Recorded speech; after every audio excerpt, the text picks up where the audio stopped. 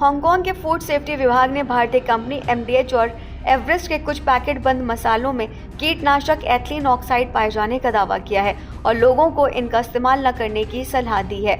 इसके साथ ही इसकी खरीद बिक्री को भी रोकने को कहा गया है। सिंगापुर में भी एवरेस्ट के फिश करी मसाले को बाजार से वापस लेने के निर्देश दिए गए हैं। हांगकांग के फूड सेफ्टी विभाग सेंटर फॉर फूड सेफ्टी ने एमडीएच के Madras curry powder, sambar masala mix powder और करी पाउडर मिक्स मसाला में कीटनाशक एथिलीन ऑक्साइड पाया है और लोगों को इसका इस्तेमाल न करने को कहा है। फूड सेफ्टी विभाग सेंटर फॉर फूड सेफ्टी ने इनकी बिक्री रोकने की वजह बताते हुए कहा कि कैंसर पर रिसर्च करने वाली एजेंसी ने एथिलीन ऑक्साइड को ग्रुप 1 कार्सिनोजेन में रखा है। विभाग ने खाद्य पदार्थों में कीटनाशक अवशेष नियमों कैप 132 सीएम का हवाला देते हुए कहा कि इसकी मौजूदगी वाला भोजन तभी बेचा जा सकता है कि जब इसके इस्तेमाल से स्वास्थ्य को किसी तरह का नुकसान ना हो।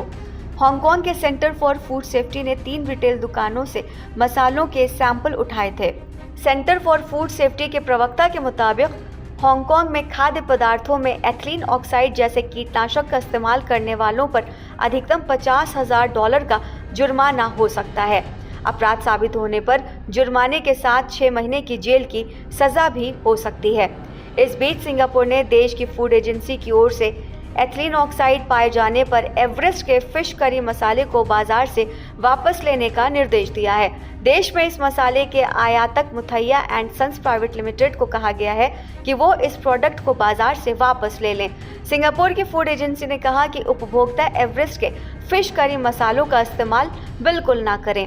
सिंगापुर की फूड एजेंसी ने अपने इस फैसले के समर्थन में हांगकांग के फूड सेफ्टी विभाग की ओर से जारी उसी निर्देश का हवाला दिया जिसमें एमडीएच के 3 मसालों और एवरेस्ट के फिश करी मसाले में कैंसर का खतरा पैदा करने वाले तत्व होने की बात कही गई थी।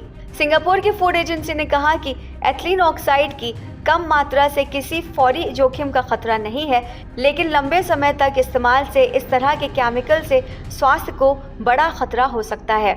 वहीं एक न्यूज़ वेबसाइट को दिए जवाब में एवरेस्ट ने कहा कि वो 50 साल पुराना और प्रतिष्ठित ब्रांड है।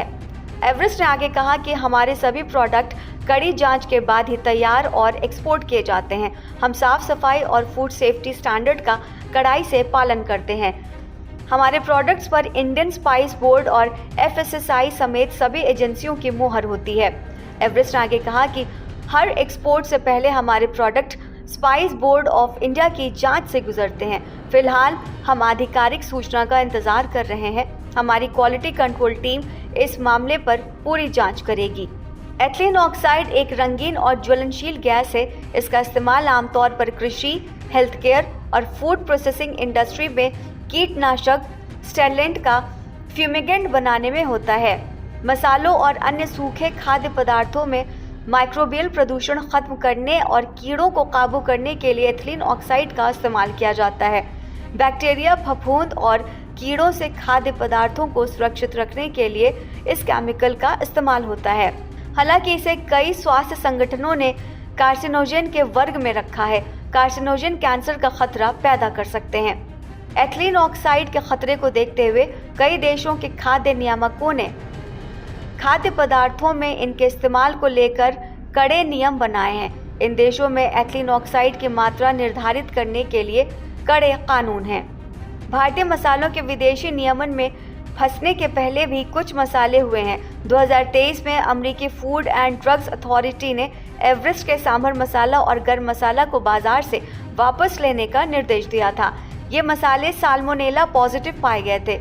इस बैक्टीरिया से डायरिया, पेट में दर्द, बुखार, चक्कर या उल्टी हो सकती है।